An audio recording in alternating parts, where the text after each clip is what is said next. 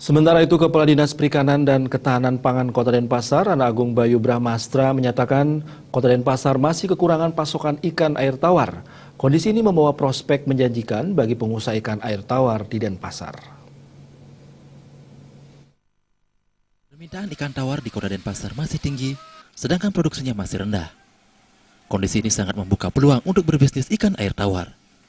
Untuk di wilayah perkotaan seperti misalnya di Kota Denpasar, yang memiliki lahan terbatas tidaklah terlalu sulit, asalkan memelihara ikan tawar dengan menggunakan teknologi.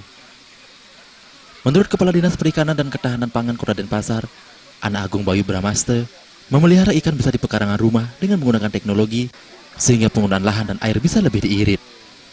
Masyarakat yang ingin membuka usaha dan mengembangkan usahanya berbisnis ikan air tawar khususnya di Kota Denpasar, diharapkan menghubungi Dinas Perikanan dan Ketahanan Pangan Kota Denpasar.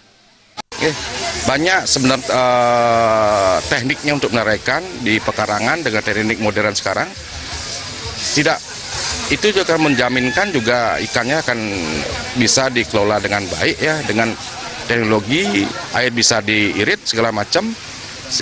Masyarakat kami persilahkan kalau memang ingin belajar membudidayakan ikan bisa menghubungi dinas kami, Dinas Perikanan dan Ketahanan Pangan.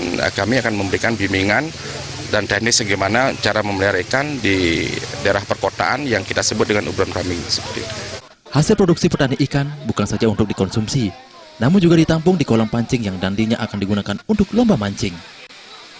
Artaye, Bali TV.